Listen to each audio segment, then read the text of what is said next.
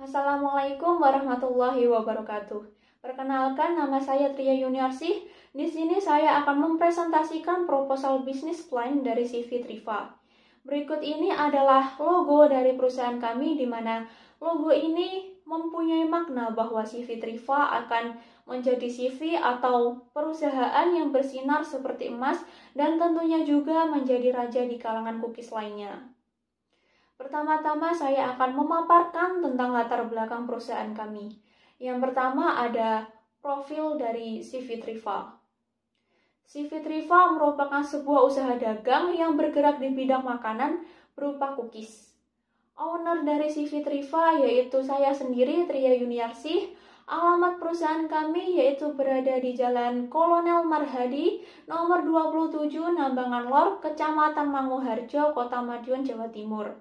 Dan informasi lebih lanjut dapat dilihat di website perusahaan atau bisa menghubungi langsung melalui kontak telepon perusahaan yang sudah tertera.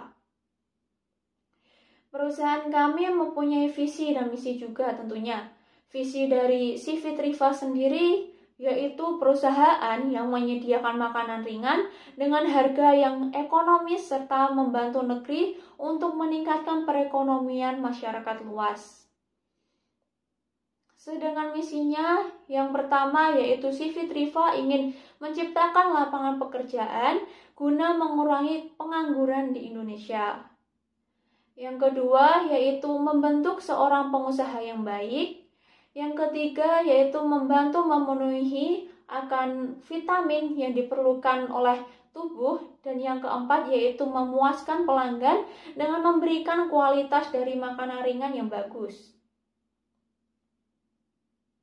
Berikut ini adalah struktur organisasi dari CV Triva, di mana owner yaitu saya sendiri Tria Yuniarsih, kemudian ada Wahyu Nur sebagai manajer pemasaran yang bertanggung jawab dalam mengatur strategi pemasaran dan pengemasan pemasaran produk menjadi semenarik mungkin. Kemudian ada Dwi Widi Astuti sebagai manajer keuangan, bertanggung jawab untuk mengatur segala keuangan di dalam perusahaan, seperti menyiapkan budget dan membuat planning keuangan ke depannya. Kemudian Fajar Nur sebagai manajer produksi bertanggung jawab dalam proses produksi pembuatan produk. Kemudian ada Dimas Erlangga sebagai manajer administrasi bertanggung jawab mengenai administrasi jual beli dan lainnya. Kemudian ada Rudik Baskoro sebagai manajer SDM bertanggung jawab mengatur segala sesuatu yang berhubungan dengan sumber daya manusia atau karyawan. Dan di bawah sendiri ada karyawan yang bertanggung jawab sebagai pembuat produk dan bertanggung jawab juga kepada manajer produksi dan owner juga tentunya. Berikut adalah layout dari CV Triva, di mana ada dua bagian. Yang pertama, bagian depan terdapat outlet dari CV Triva, di mana terdapat display produk, tempat kasir, dan juga area parkir.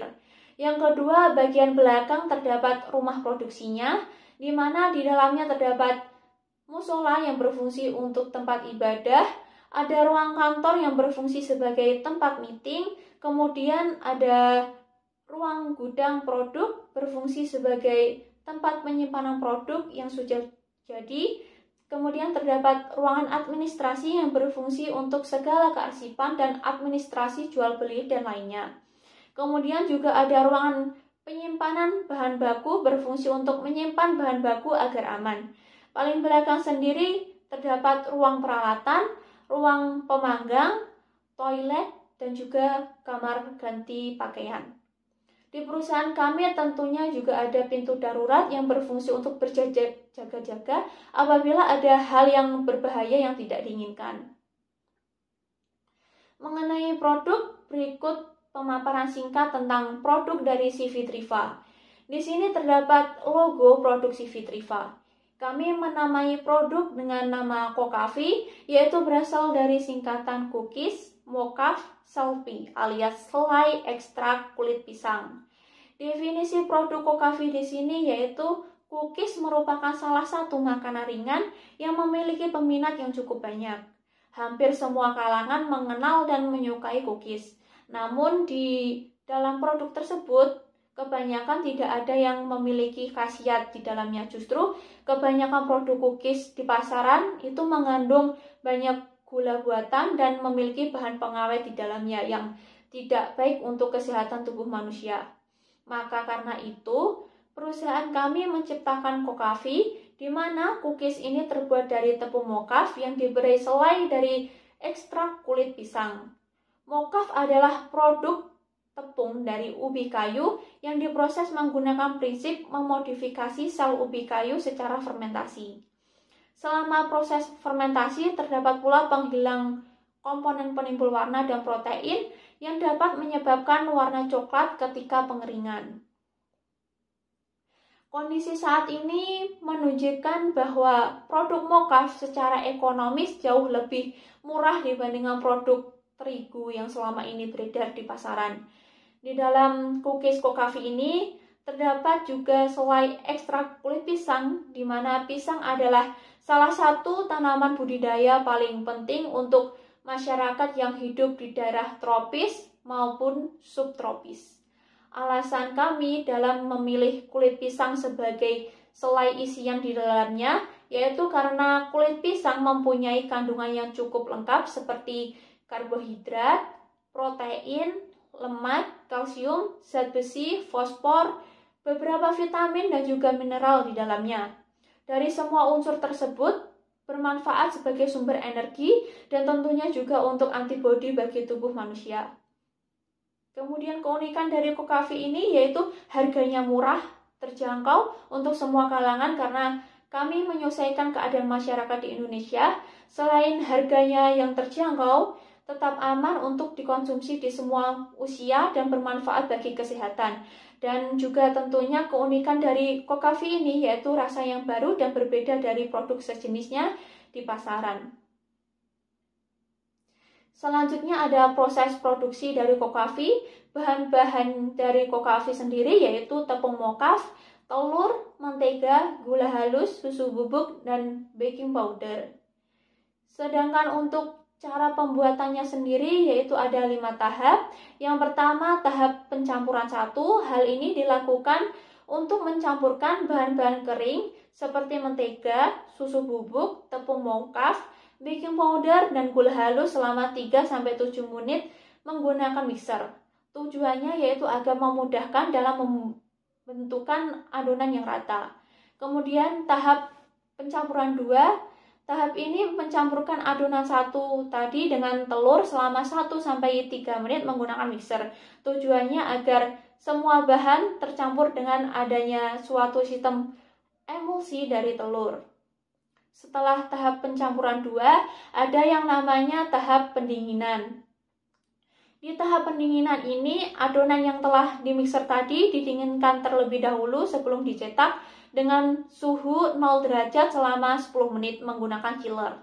Tujuannya agar panas yang dihasilkan saat pengadukan dengan mixer tadi menjadi hilang. Kemudian tahap yang keempat yaitu tahap pencetakan, di mana adonan cookies yang siap panggang dicetak terlebih dahulu sesuai keinginan dengan diberi selai ekstrak kulit pisang di dalamnya. Dan tahap yang terakhir yaitu tahap pemanggangan, di mana di tahap pemanggangan ini adonan cookies yang telah dibentuk dipanggang dengan menggunakan oven yang bersuhu 150 derajat Celcius selama 20 menit. Tujuannya yaitu agar cookies matang merata dan membentuk tekstur renyah dan mengurangi kadar air sehingga umur simpan lebih panjang. Sedangkan analisis SWOT-nya yaitu yang pertama faktor SWOT kekuatan, di mana pada Cocafi ini harga murah, bahan baku mudah dan melimpah, tidak mengandung zat kimia yang berbahaya bagi tubuh manusia.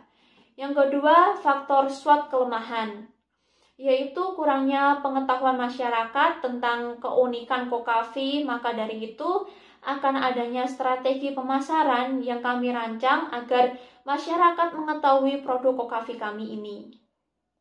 Kemudian yang ketiga, faktor SWOT peluang, yaitu peluang pasar cukup besar dan kesempatan untuk menguasai pasar juga ada.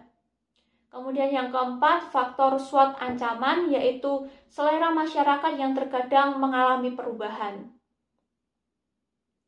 Kemudian pembahasan tentang sasaran pemasaran perusahaan kami mengenai produk coffee, yaitu pemasaran awal produk ini adalah saat diadakannya event-event seperti di kampus maupun event di luar lainnya. Dalam pemasaran produk tidak ada karakteristik khusus untuk konsumen. Selain enak dan disukai banyak orang, coffee juga bermanfaat bagi kesehatan tubuh. Oleh karena itu, target pasar kami adalah semua kalangan, baik usia anak-anak sampai usia tua. Kemudian di sini ada strategi pemasaran dari perusahaan kami, yaitu dengan 4 cara dalam promosinya, yaitu yang pertama melalui media sosial seperti promosi di Instagram, TikTok, dan untuk pemasarannya bisa dipesan melalui online shop kami, yaitu melalui web maupun Shopee CV Triva. Yang kedua, pemasarannya ada langsung di outlet CV Triva, di mana tempatnya berada di Kota Madiun. Kemudian yang ketiga, produk kami akan kami titipkan di swalayan-swalayan, di mana sistemnya yaitu swalayan juga mendapatkan hasil dari penjualan produk coffee kami. Kemudian yang keempat, yaitu saat ada event-event kami akan menjualkan produk kami di event-event tersebut. Kemudian ada potensi pasar dan prospek pertumbuhannya. Melalui inovasi tepung mokaf ini yang mengandung gizi serta rasa yang enak akan menarik minat semua kalangan masyarakat. Dengan harga bahan baku yang cukup terjangkau, akan memberikan keuntungan yang cukup besar pula dari modal yang sedikit dan tentunya juga akan menguntungkan para investor-investor kami. Selanjutnya saya akan memaparkan rencana keuangan untuk perusahaan kami. Yang pertama, terdapat rincian biayanya. Subtotal dari perlengkapan yang diperlukan yaitu sebesar Rp9.920.500.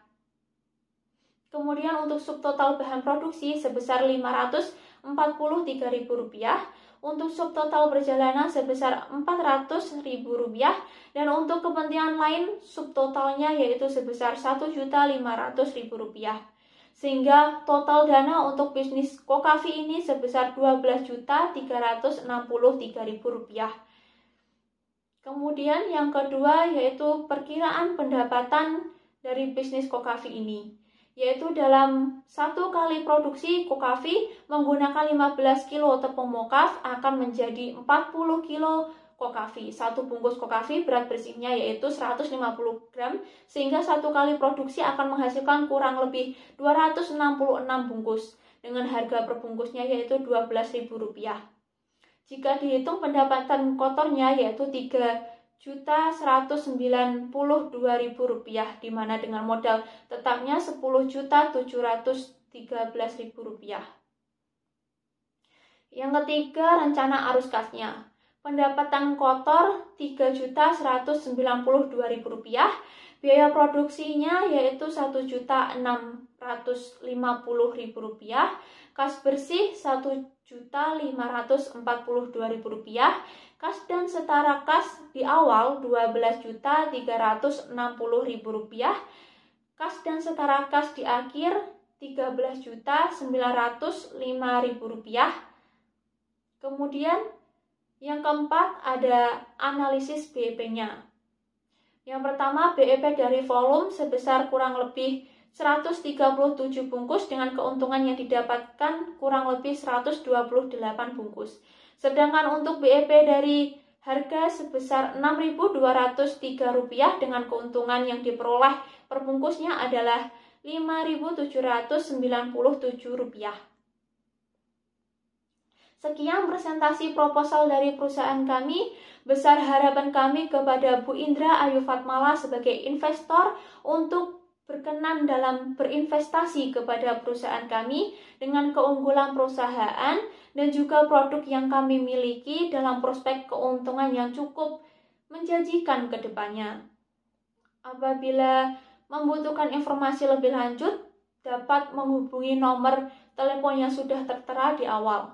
Kurang lebih mohon maaf. Wassalamualaikum warahmatullahi wabarakatuh.